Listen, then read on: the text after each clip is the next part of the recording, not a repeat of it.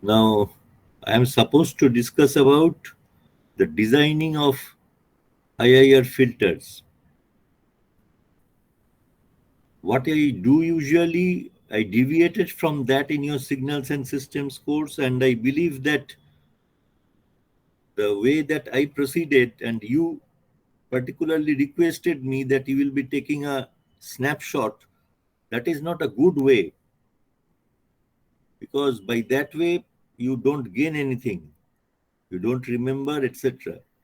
So best way, I will be displaying one Word file and I just explain. Then I'll give you ample time to write down the content. All right, that way I'll proceed.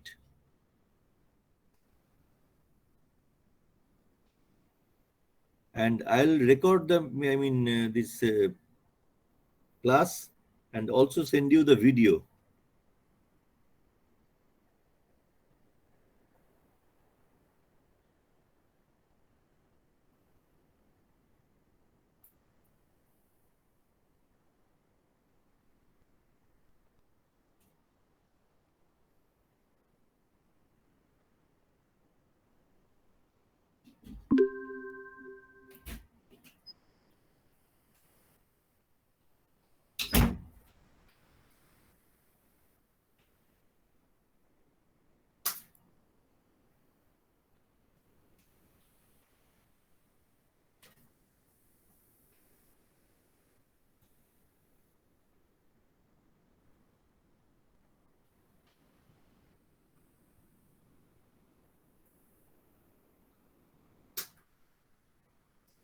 Can you see the doc file?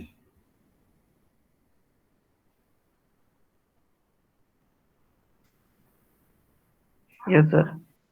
Okay. So what I'll consider is designing of discrete time IIR filters from continuous time filters. You understand what is meant by DT and CT. DT stands for discrete time and CT stands for continuous time. Now, there can be other methods of designing IIR filters as well. But designing IIR filters from continuous time filters, this is the most popular technique.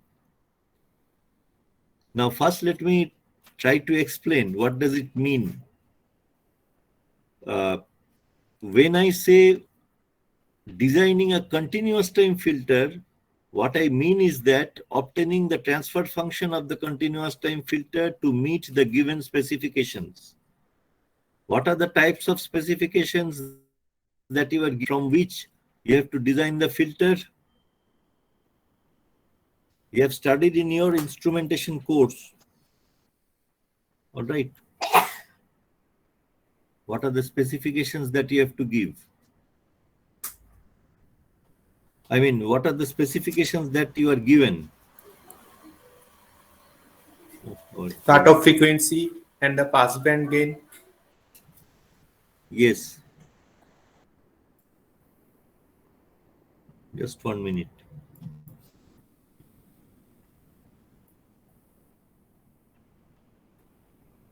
This computer has a problem. It's all right.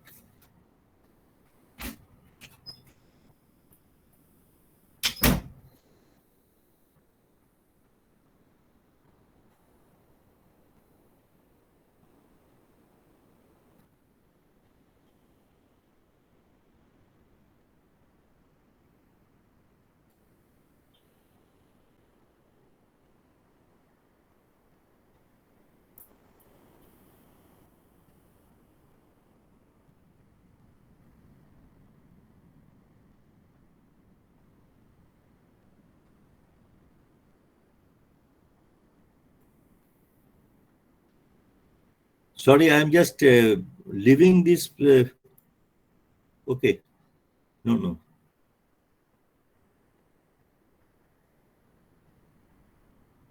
It's visible, all right. Visible, sir. Yes. So here, the specifications that are given for designing filters is that you are given the passband gain, as you have said, the cutoff frequency, the stop band age. How is the stop band age specified? It is specified by mentioning about the minimum attenuation that is required at a particular frequency in that form. So first of all, obviously, whether it is a low pass or high pass filter, etc., that is given. Then these things need not be necessarily the value of cutoff frequency is given, but the minimum attenuation required or the gain required at more than one frequency. Knowledge of the critical frequencies are given to you. You understand the meaning of critical frequencies, the breakpoints, where there will be a change in the characteristic. So those information are given to you.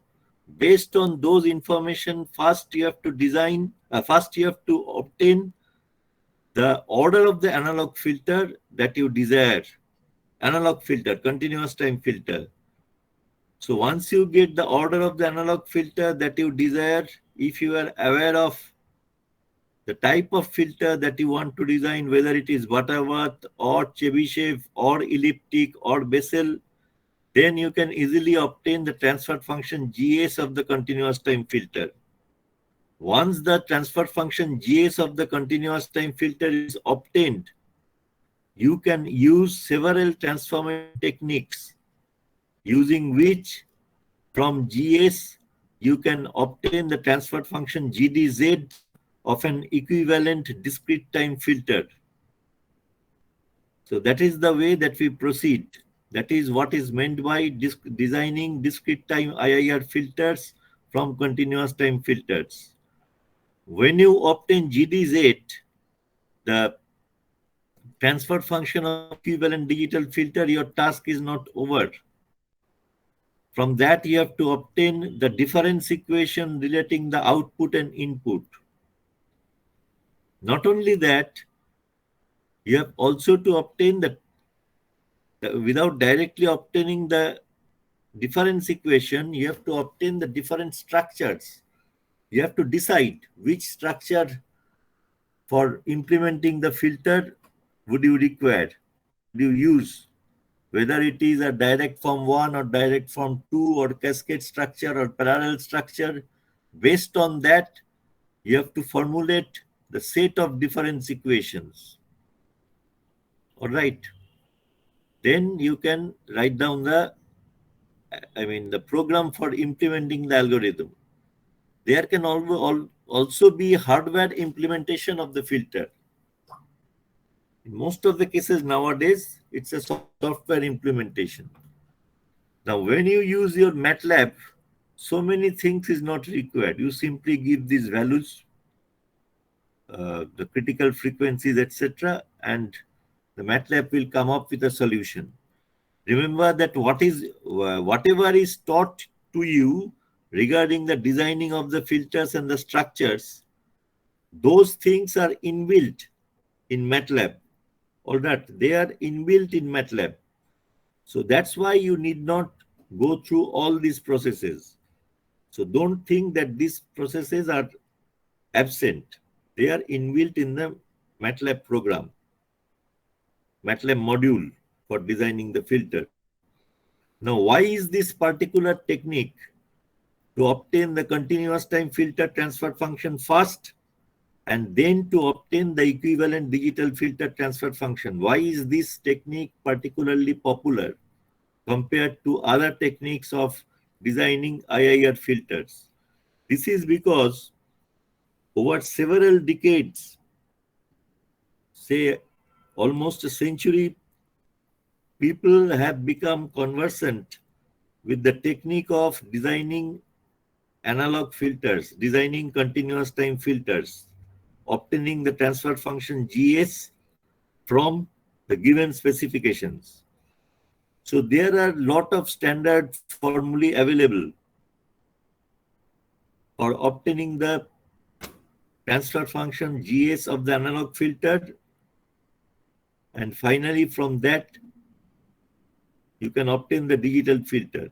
So because of this, conversance of people with these techniques of designing analog filters, this particular approach is suitable, is most popular in case of discrete time filter. Now, once you design the continuous time filter, I repeat, there are several methods of transforming the continuous time filter into a discrete time filter. So far as our discussion is concerned, what will be my duty? I am not interested in how you will design the analog filter, because that thing has been covered in your instrumentation course based on the given specifications to design the continuous time filter. There you, after obtaining GS, you implemented it using op-amp based realization. Here no op-amp based realization obviously required, only obtaining GS that is required. That is not the part of thing that we will consider. Our consideration therefore will be to discuss about the different transformation techniques, also known as discretization techniques for analog filters, for obtaining GDZ from GS. That will be our task. So first you write down these points. Start writing. I have ample time. Don't worry.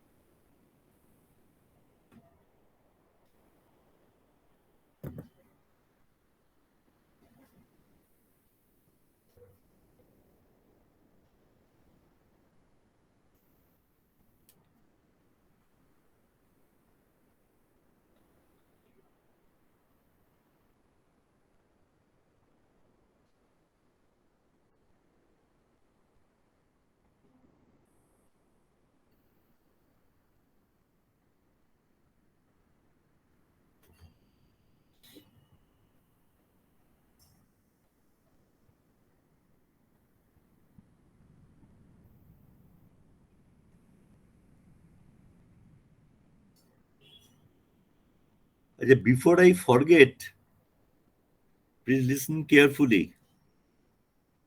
In your signals and systems exam,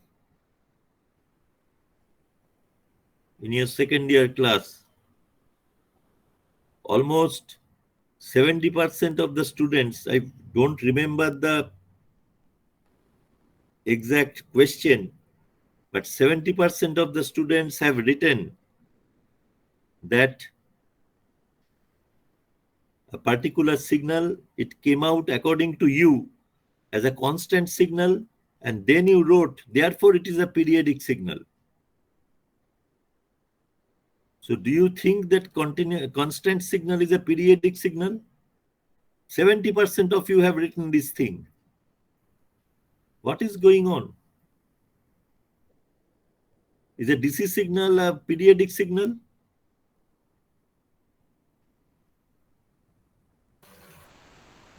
No, sir. Anyway, proceed.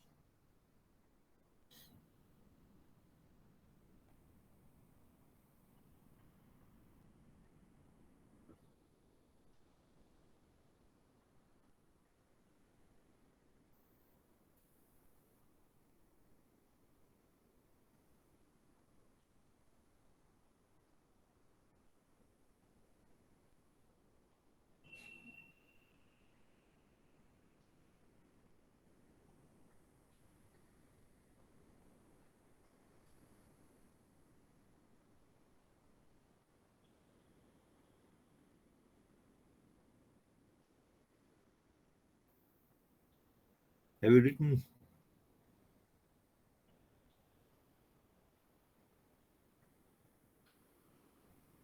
I will consider only 3 methods of discretization of analog filters to obtain equivalent digital filter transfer functions.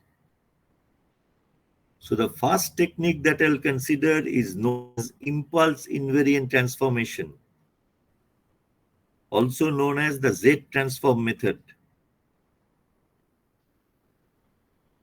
So to illustrate this method, let us consider a continuous time filter transfer function GS that has capital L number of simple poles. If that be the case, then what will be the expression for the nature of expression for the transfer function expressed in terms of partial fractions? This will be the nature. Capital L number of simple poles. Where are the poles located? At S equal to minus Pj. J having values of 1 to L. Fj is a constant. So if this is the expression for the transfer function of the analog filter or continuous time filter, what will be the expression for the impulse response? Simply the inverse Laplace transform of Gs, you know that. So that will yield an expression of this form. Summation over j equal to 1 to L fj e to the power minus jt ut. In this transformation technique, our aim is to match the impulse response of the equivalent digital filter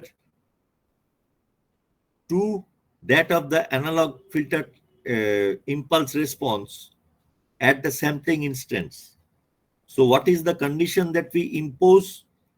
The impulse response sequence GDN tau or GDN, that should be equal to GT at the sampling instance. GDN tau or GDN is the equivalent digital filter impulse response. So GDN tau and GT should equal at t equal to n tau, t equal to 0 tau, 2 tau, 3 tau, etc. So if that be the case, what will be the expression for GDN tau or GDN? That will be obtained simply by replacing t with n tau in equation 2. So in equation 2, if you replace t with n tau, you get this expression for the impulse response sequence of the equivalent digital filter. If you take the Z transform of both sides, you get the transfer function. So this will be the transfer function as given by equation 4. So this is nothing but direct application of Z transform, standard Z transform.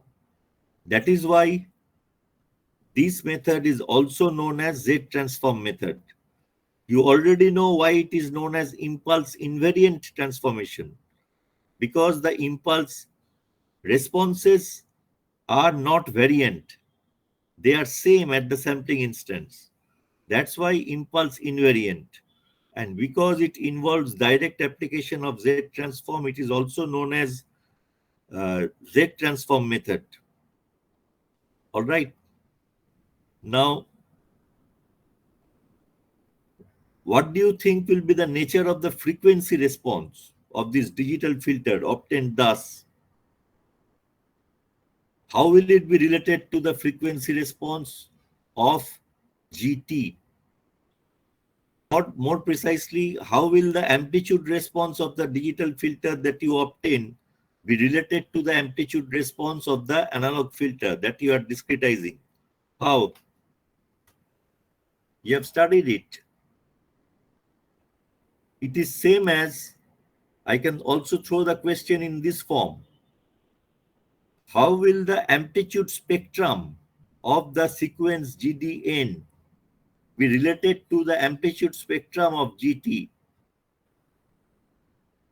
GDN tau or GDN is simply the sampled version of GT. So how will the amplitude response of GDN be related to the amplitude response of GT? You have studied it in, in the initial part of this syllabus. Professor Paul has sent you the material. What do you think?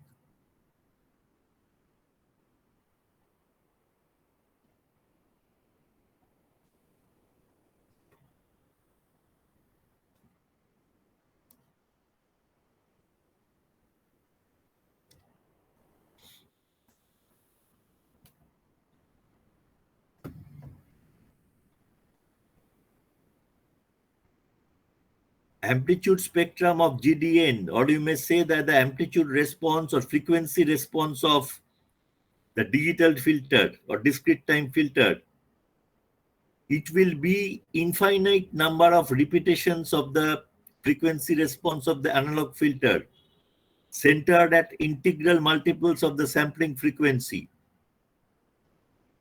and it will be scaled by a constant 1 by tau or fs. So because of this scaling, first what we want to do, we want to remove the effect of this scaling. Because what do we want? We want that the frequency response of the digital filter should be exactly equal to the frequency response of the analog filter over the span minus omega s by 2 to plus omega s by 2. What is the importance of this span? In case of discrete time signals, the highest frequency of interest is omega s by 2. Because all the frequencies above this, all the frequencies above, they have been removed by anti-alias filter. But because these replications appear, there is a chance of distortion. So first of all, we have to do amplitude scaling. Chance of distortion, that I'll consider later. So that's why what I have written here, for matching gain of analog and discrete time filter, the Z transfer function is scaled by tau, the sampling period. On such scaling, the digital filter transfer function becomes what is given by equation 5. So write down up to this part, then I will summarize the properties of Z transform. There I have a lot of things to say.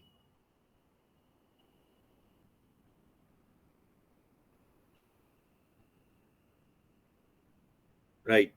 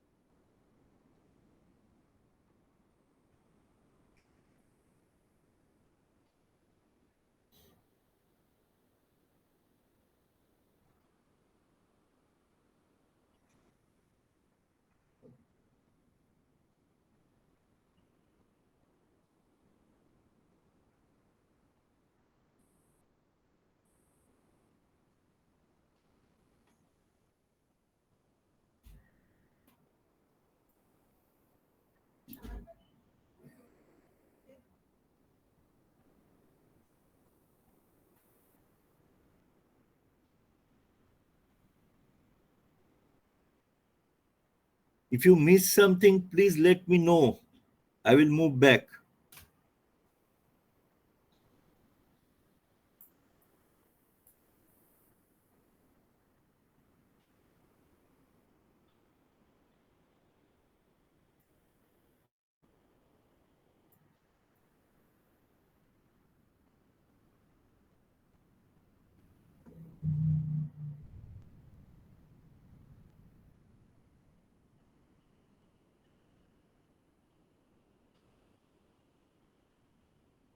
EQUIV means equivalent.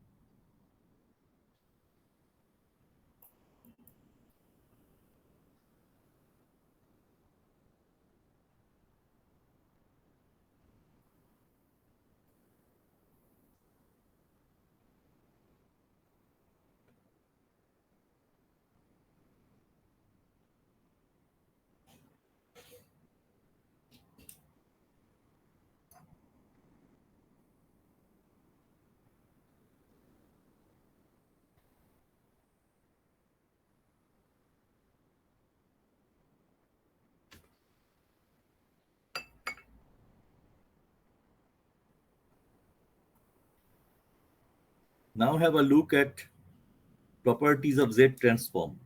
Some of the properties are obvious, just a summarization, that's why there will be a repetition. GDZ and GH, they have the same impulse response. Therefore, the name impulse invariant transformation that you have already seen. If this is because this is a direct application of Z transform, if GS is stable, GDZ also will be stable. Third point is the most important point. GDZ does not preserve frequency response of the analog filter only because frequency response of GDZ, that means the discrete time filter, is frequency response of the analog filter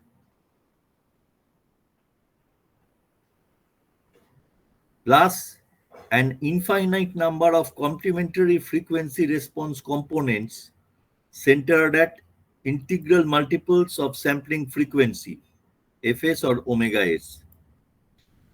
So this is the reason why the frequency response is not preserved. What is the situation? I have considered, because of this fact, what is stated is that, therefore, an aliasing of characteristic occurs. So this is an aliasing related to the system, not to the signals. All right. Say we have an analog filter whose amplitude response is as shown in the first figure, A. In B, after we have applied impulse invariant transformation, the discrete time filter that we have obtained, its amplitude response components have been shown. So just see that one component is centered at f equal to 0, one is centered at f equal to fs, another at f equal to 2fs, etc. In this way, infinite number of components on the right hand side. Similarly, minus fs, minus 2fs, minus 3fs, infinite number of components on the left hand side.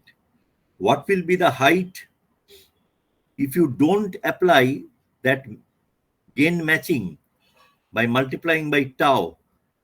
Then the height of each such replication, it will be fs. All right. But if you apply the multiplication by tau, it will be 1, same as magnitude of GJF. That's why we are multiplying by tau. All right. Now, these are the components. When you add up the components, you get actual amplitude response of the discrete time filter. So the actual amplitude response of the discrete time filter is as shown in figure C. All right. We are interested in this frequency span, minus fs by 2 to plus fs by 2, where fs is the sampling frequency. So what I have shown by dotted line, that would have been the desired characteristic over minus fs by 2 to plus fs by 2. But because the adjacent replications have got overlapped, just see, because of this overlapping, what has happened? The characteristic is away from this dotted line. It's slightly upward for this particular case. So the amplitude response of the discrete time filter does not preserve the amplitude response of the original analog filter over minus fs by 2 to plus fs by 2. Thus, aliasing of characteristic takes place. All right. One thing is clear. If you make fs large, the sampling frequency large, what will happen? These replications will get separated. The first alias centered at fs, it will move further to the left. The alias centered at f equal to minus fs, it will move towards left. This one will move towards right, and that one will move towards left as you increase fs. Then the overlapping will be less. Because the overlapping will be less as you increase the sampling frequency, what will happen? The effect of aliasing of characteristic will be less. So the distortion in the amplitude response of the digital filter over minus fs by 2 to plus fs by 2, that will lessen, that will become less. So that is one way of minimizing the effect of characteristic aliasing. All right. Second point is that this is just for noting that, just see that here I have considered two low-pass filter characteristic. First one is for analog filter. So two such low-pass filter characteristic. One with a gradual roll-off drawn in blue, another with a steep roll-off drawn in black. All right, steeper roll-off. Black or green, I can't differentiate now. Anyway. Now for the first case, one with a gradual roll-off, just see, because of overlapping of the replications, the ultimate amplitude response, which is drawn in pink. So over omega s by 2 is somewhere here. Minus omega s by 2 is somewhat here, somewhere here. So there is a gross distortion of the amplitude response of the analog filter. The digital filter does not preserve the the amplitude response of the analog filter over minus omega s by 2 to plus omega s by 2. But for the analog filter with steeper roll-off, what happens? Analog filter with the steeper roll-off, the extent of overlapping, that is very small. All right. So the effect of aliasing of characteristic, that also is extremely small. So write down these things, then I'll proceed. Write down and draw.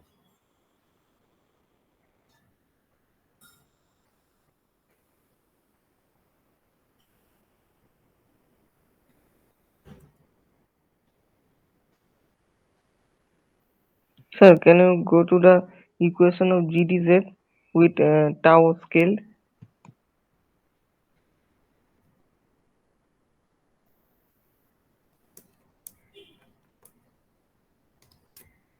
Okay, sir, done. Okay.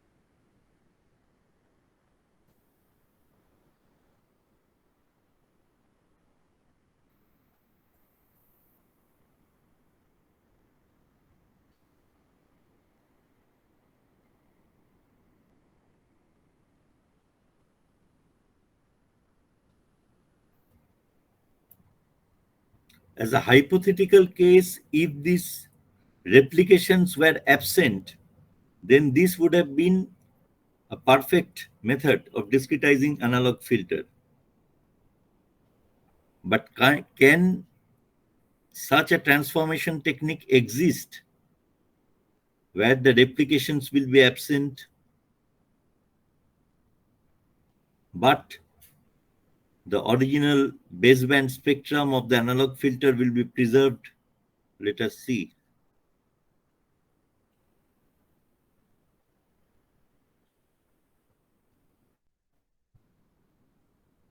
The spectrum component centered at f equal to 0, that is called the baseband spectrum.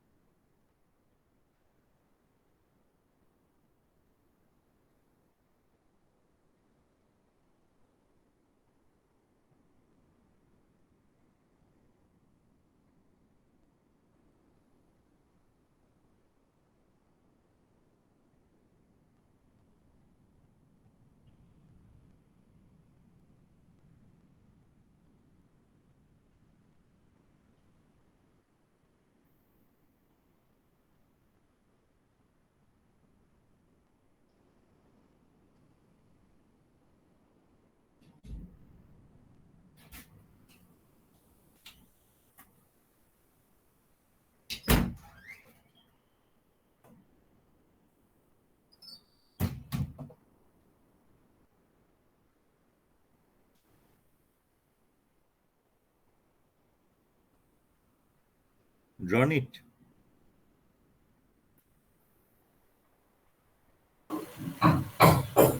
Done, sir.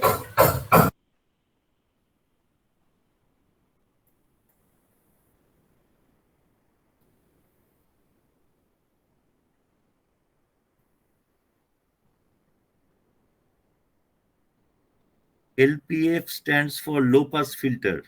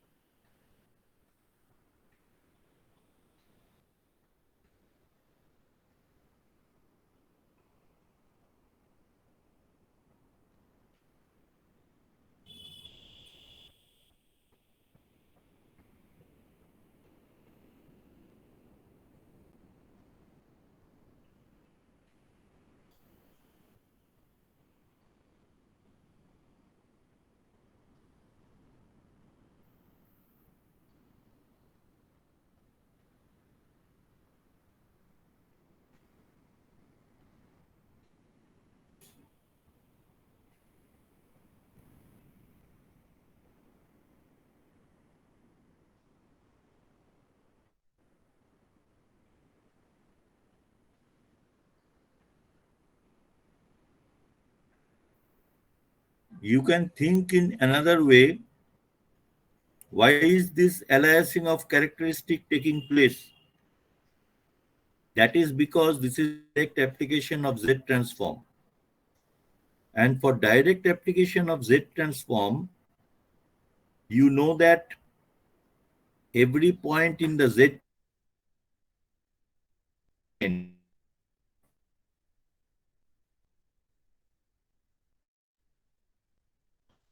that is why the infinite number of replications are appearing.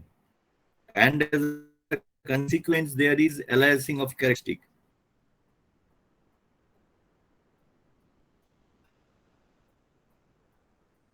If we can land up with a transform where the situation will be such that every point in the Z plane will be the image of a single point in the S plane, then this problem of distortion due to characteristic aliasing, that will be absent.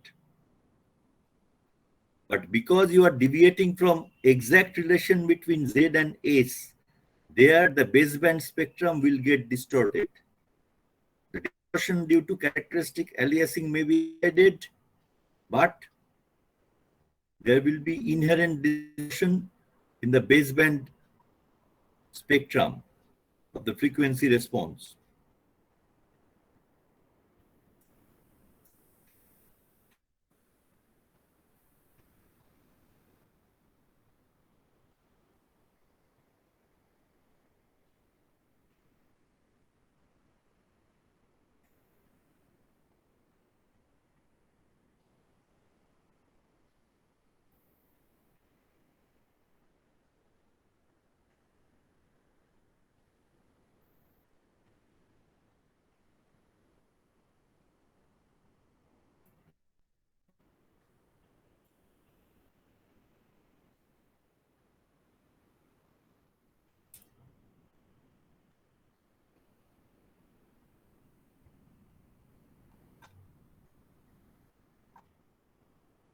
So long I have considered only low pass filter.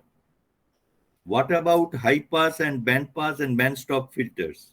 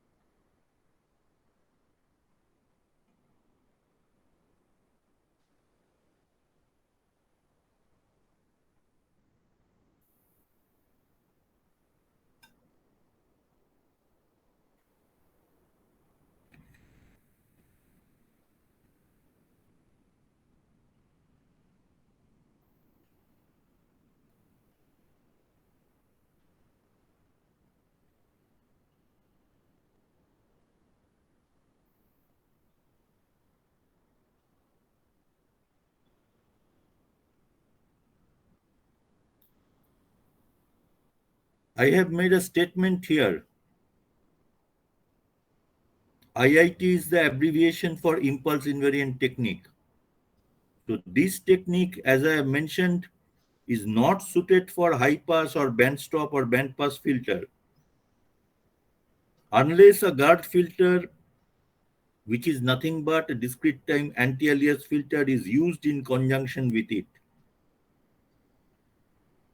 Why this technique is not suitable for high pass filter or other band pass or band stop filter?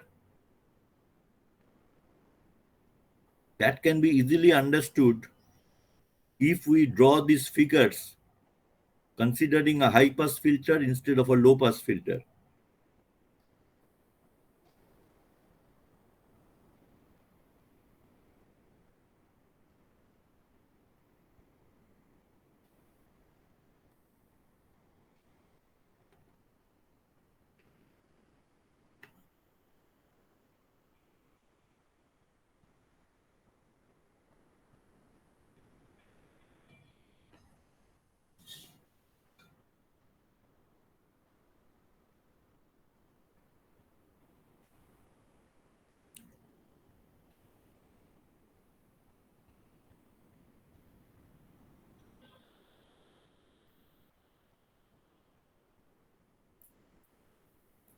I have considered here a high pass filter, arbitrarily chosen characteristic of a high pass filter. Amplitude response, magnitude of G, J, omega. Okay, you write down these three sentences, then I'll proceed.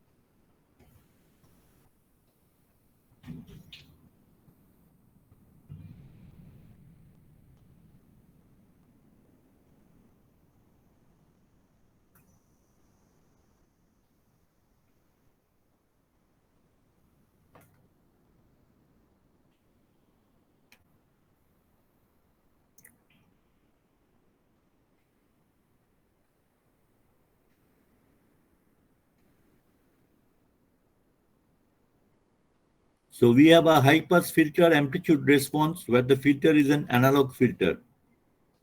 When you discretize it using impulse invariant transformation, the frequency response of the discretized version you obtain, one will be the baseband part which is centered at omega equal to 0. Then there will be one which is I am referring to as fast alias, a repetition of magnitude of g j omega centered at omega s. Similarly, there will be other components centered at minus omega s, plus minus twice omega s, plus minus 3 omega s, etc. So that is centered at minus omega s. If you just consider these three, what will happen? Just see the wings, these wings of the LS, these wings of the LS, they are spreading in this direction. The left wing of LS centered at omega s, it will extend in this direction up to omega equal to minus infinity. The right wing of this LS centered at minus omega s, it will extend in this direction up to omega equal to plus infinity. Similarly, the LS at twice omega s, left wing will extend in this direction up to minus infinity. The right wing of the replication centered at minus twice omega s, it will extend in this direction up to omega equal to plus infinity. So this way, all the contributions from all the replications, they will overlap, they will get added together. So no longer will the amplitude response of the analog filter be preserved. So I have illustrated that for a high pass filter. Similar thing, if you consider a band pass filter or band stop filter, you can easily see that. All right. Therefore, in the present form, the impulse invariant technique is not suited for discretizing high pass or band stop filter. Here, a condition is introduced. It means that it can be utilized, but in a modified form. When you use a so-called guard filter, which is a discrete time anti-alias filter, in conjunction with that filter, this concept of guard filter, etc., that is not within our scope of discussion. So I am not discussing it. Just take it as an information. Ordinarily, the technique is not suited for high pass or band stop.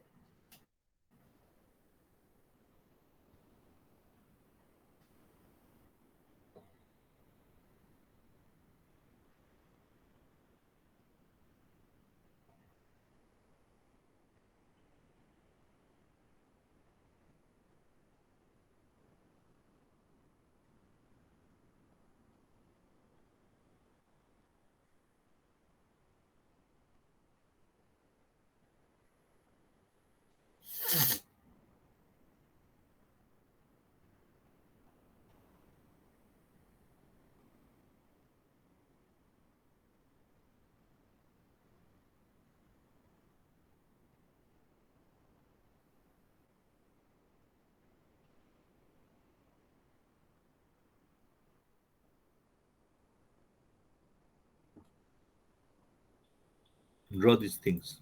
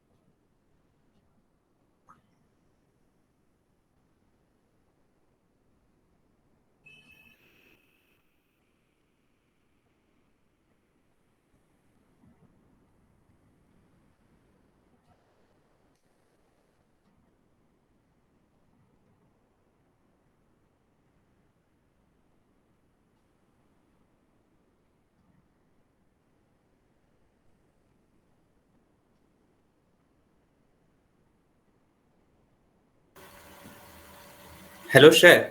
Yes. The gain of the resultant, so it will be more than 1, na? Which one? The sum of all repetition. No, because we have done that scaling by multiplying by tau. So that's why it will not be more than 1. I mean, all these repetitions, these heights will not be more than 1 because we have done that scaling. I have assumed that we have multiplied by tau. You understand? But because all these repetitions will overlap with one another. Now, Yes, sir. Yes, sir. what you mean I is am. that here it will be greater than 1. We don't write 1 here. Okay. But these values, Yes, this sir. overlaps with 1. But when you add them Yes, up, sir. Yes, when sir. you add them up, I have not added them up. When you add them up, it will be greater than 1. Much larger than 1. Yes, sir. You are Yes, sir. I correct. am talking about. Yes. So better not to write 1 here. I have written there, it's a sum of all repetitions. So repetitions I have shown, but the sum I have not shown.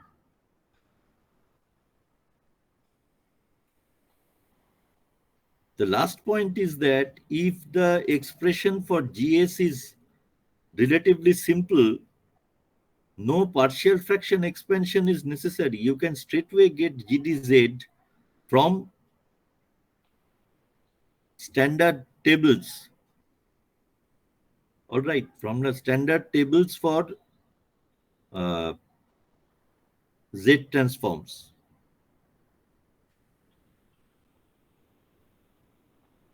But if GS is complicated, you will not get those GDZ directly from the tables. Then this exercise is required, partial fraction expansion.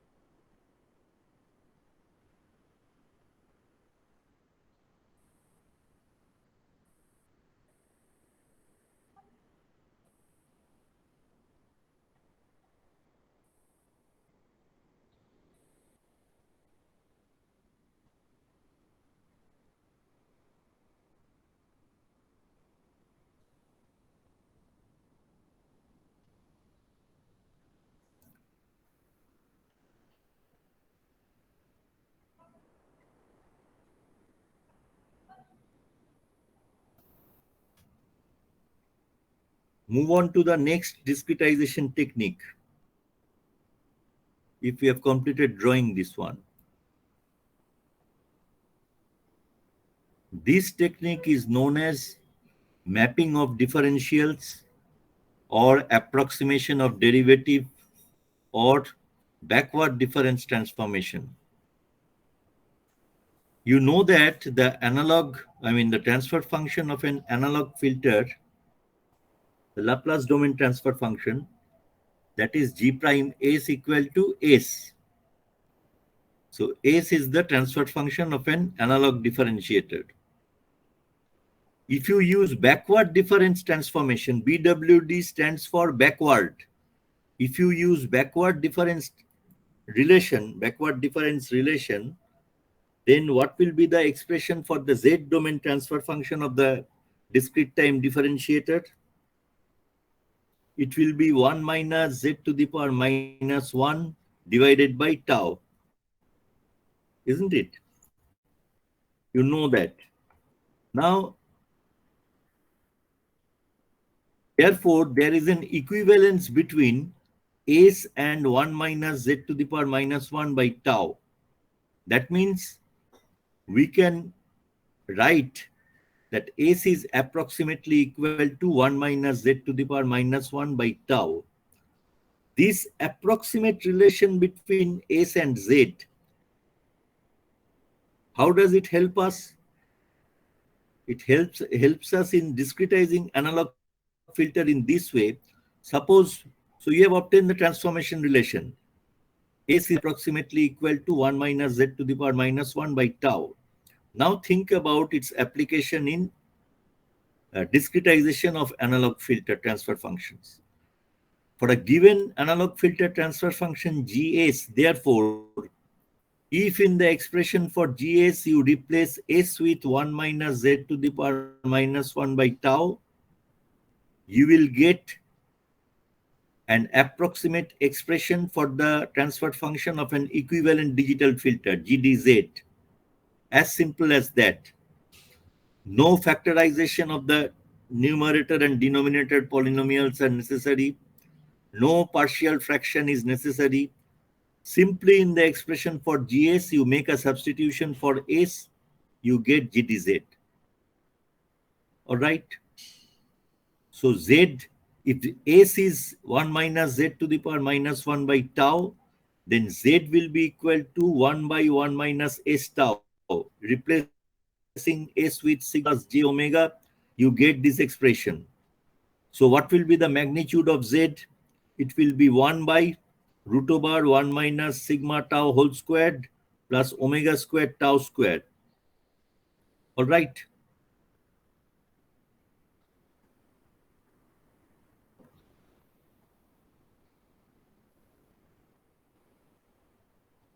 Is that all right? So what can you comment?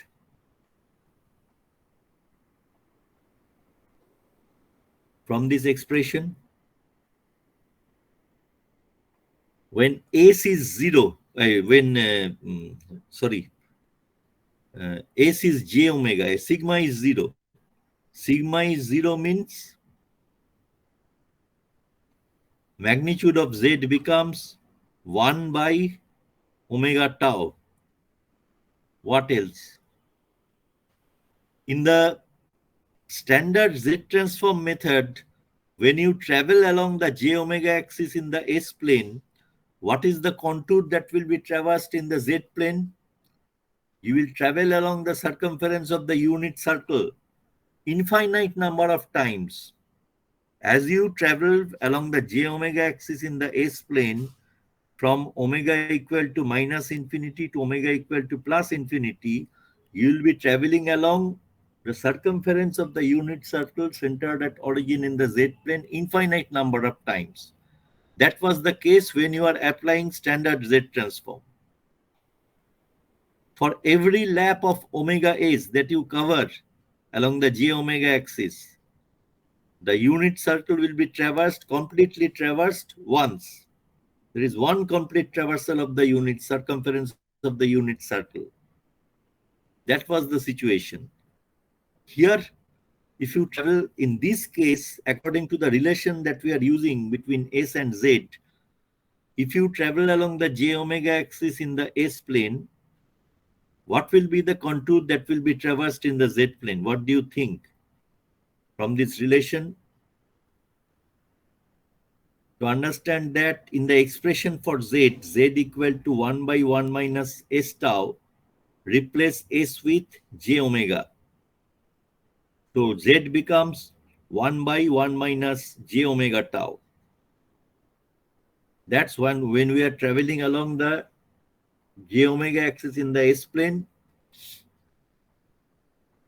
Z will be 1 by 1 minus j omega tau. So what will be the trajectory of our traversal? What do you think? What will be the nature? বুঝতে পারছো কি বলছি?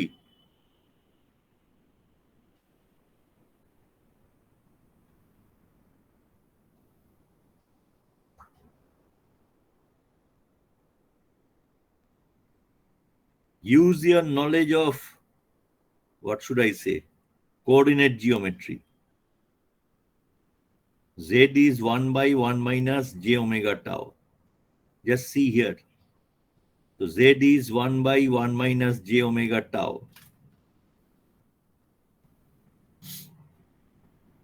multiply the numerator and denominator by 1 plus j omega tau. So what do you get? Z is 1 by 1 plus omega squared tau square. That is the real part of Z plus j times the imaginary part of Z. Omega tau divided by 1 plus omega squared tau square. I am representing the real part by u as according to the standard convention and the imaginary part by v. Now tell me, what will be the locus? What will be the trajectory that will be traversed in the z plane?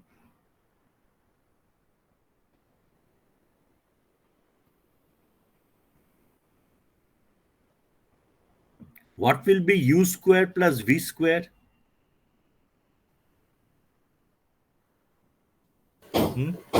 A circle, sir. Yes, it will be a circle. What will be the center and radius? U square plus v square, if these are the expressions for u and v, u square plus v square, that will be equal to u. Or on maneuvering, you get this expression. Do you understand? U, I have written it as product of 2 into half. Then I have introduced half square here. And on the right hand side also, I have introduced half squared. So that is the final expression. It is the expression for a circle centered at u equal to half and v equal to 0 in the z plane. And what is the radius of that circle? It is half units. Therefore, as the j omega axis is traversed, corresponding locus of points in the z plane is a circle of radius half and centered at z equal to half. So this is that small circle. So as you travel along the j omega axis, you will be traveling along this circumference of this small circle. All right. Therefore, any point on the left half of this j omega axis, that means in the left half of S plane, corresponding to that, you will have a point in the interior of this small circle in the Z plane. That means in the interior of this big circle. Therefore, stable GS will result in a stable GDZ. So write down this part. And if I refer back to the standard Z transform, there if you travel along the j omega axis, the unit circle is traversed infinite number of times.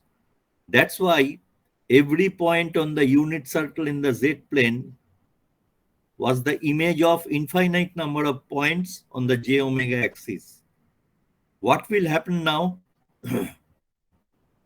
If you consider any point on the circumference of this small circle, will it be the image of infinite number of points along the j omega axis, or will it be the image of only a single point on the j omega axis? Okay, you write this down, then I'll proceed.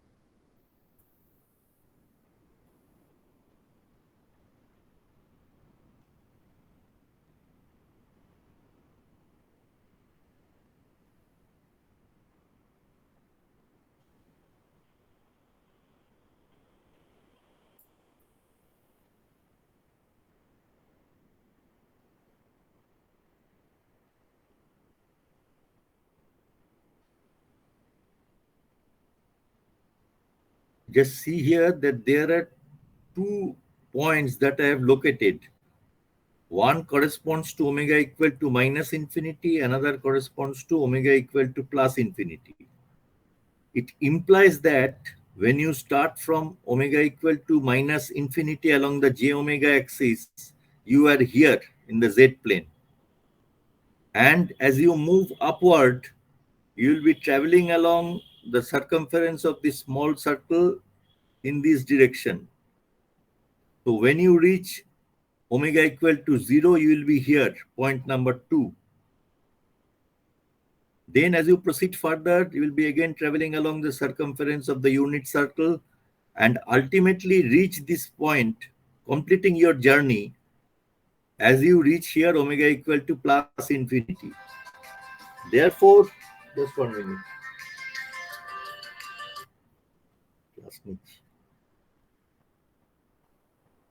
Therefore,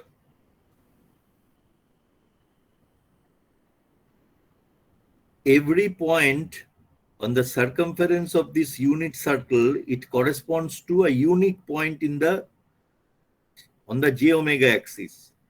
So every point on the circumference of this small circle is the image of a single point, unlike the case of exact relation between z and s. Why this is so, I'll show you later. For the time being, draw this figure and then I'll proceed.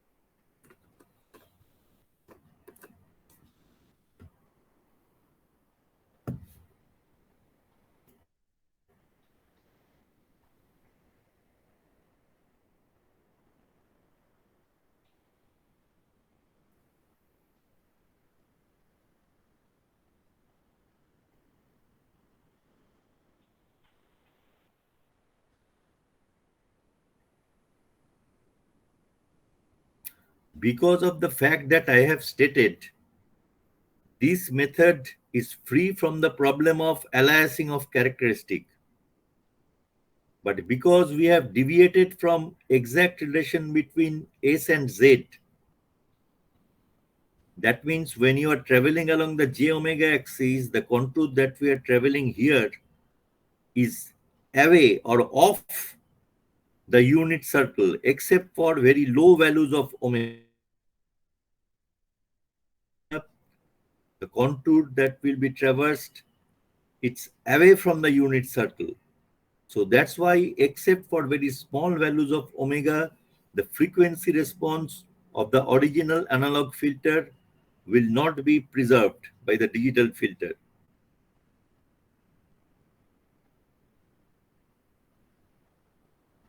So although there is a freedom from the problem of characteristic aliasing, but because we are opting for an approximate relation between S and Z, the frequency response is not preserved.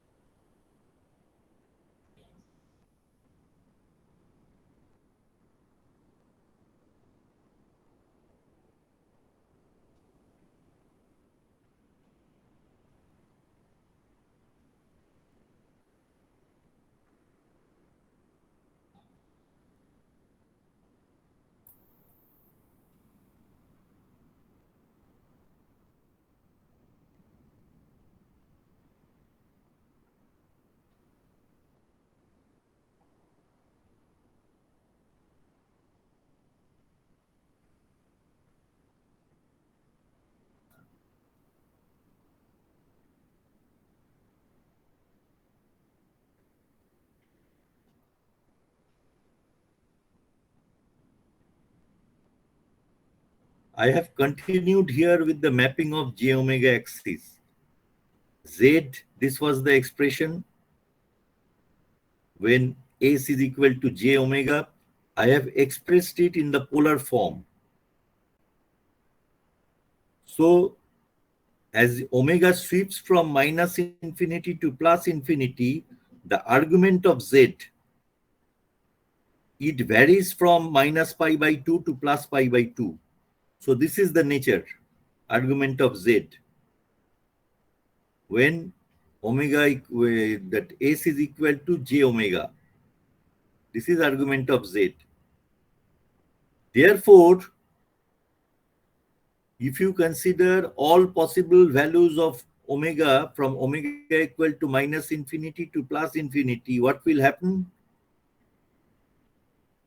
For every value of small omega, there will be a distinct value of argument of Z. No two values of small omega can have the same value of argument of Z.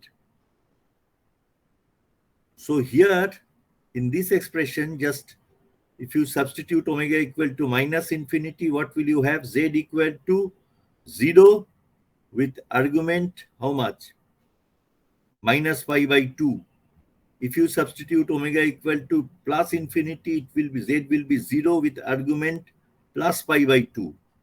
So that's why omega equal to minus infinity means this point, and omega equal to plus infinity means same point. Just for the sake of mathematics, one is 0 with argument plus pi by 2, another is 0 with argument minus pi by 2.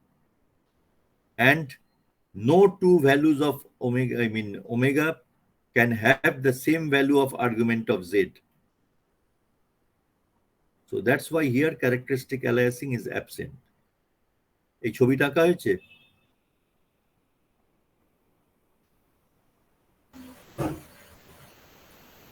হ্যাঁ sir.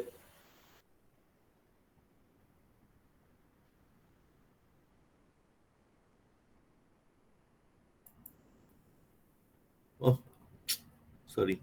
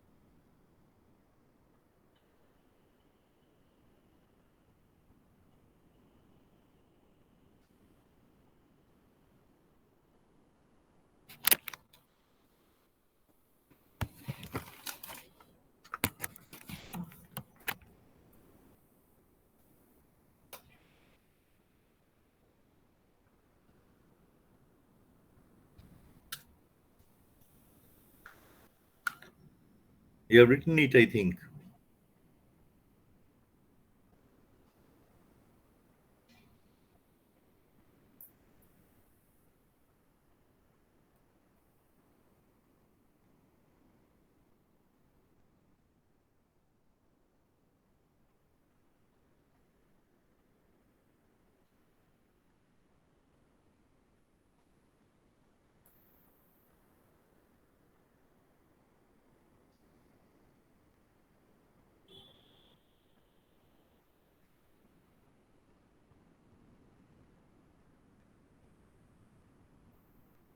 Same figure, need not draw it.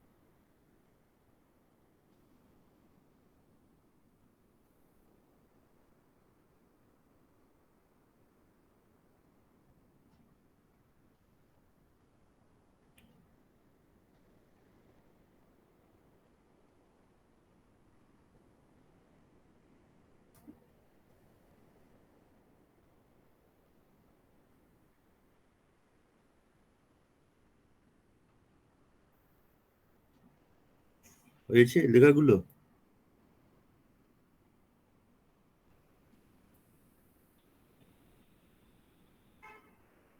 Lastly, the summarization of the properties of backward difference transformation.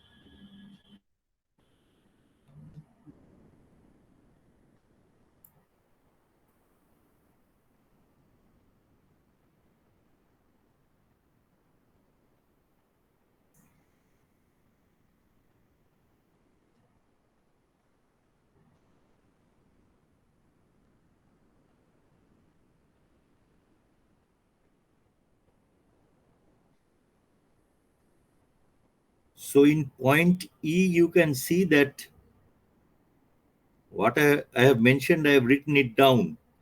It can be seen from mapping of j omega axis on S plane to Z plane that frequency response is highly distorted. Except for very small omega tau, image of j omega axis in S plane is off or away from the unit circle in Z plane. Therefore, this technique is restricted to the design of low pass filter with small cutoff frequency and band pass filter with small resonant frequencies and cannot be used to transform high pass and band stop analog filters into corresponding digital filters.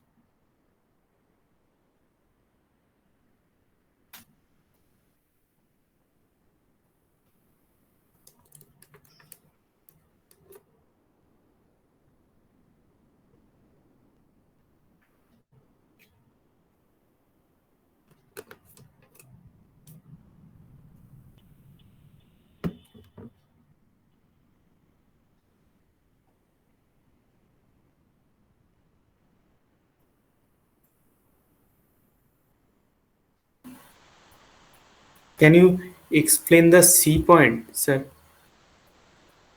So does not preserve the Does not impulse. preserve the impulse response of analog filter. Impulse response of analog filter is preserved only when the exact relation between S and Z is utilized. That's what we have done in case of the impulse invariant transformation. But in this transformation, we have deviated from the exact relation between S and Z. All right. Therefore, obviously, the impulse response will not be preserved. আগের মেথডটাতে তো দেখা গেল যে impulse invariant transformation আমরা করলাম, impulse রেসপন্সটাকে match করালাম, Yes, sir. এবং দেখা গেল যে it is the direct application of Z transform. So that means we have used Yes. an exact relation between S and Z. আচ্ছা, So obviously, if we deviate from the exact relation between S and Z, as we have done here, the impulse response will not be preserved. That is মানে what sir is যে happening. Derivative করে করেছি বলে হচ্ছে না, তাই তো? হ্যাঁ। মানে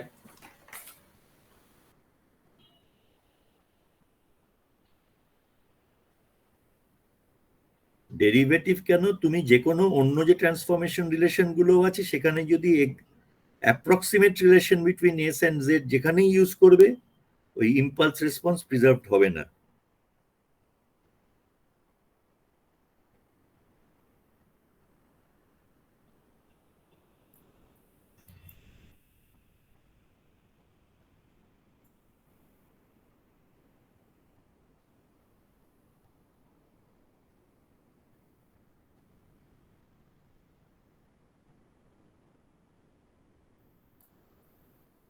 Let's stop today here. Next কবে তাহলে আমরা মিট করব?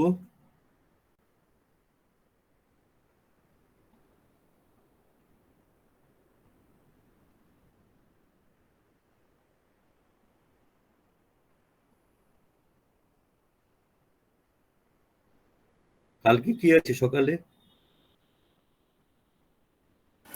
হ্যাঁ স্যার, যে কালকে সকালে ফাঁকা আছে স্যার, কোনো ক্লাস নেই। তো কালকে কটায়? 10:30টায় করি, হ্যাঁ? হ্যাঁ স্যার, ঠিক আছে। কমেন্ট সবাই শুনতে পাচ্ছ তো? 10:30টায় কালকে, টুমরো at 10:30.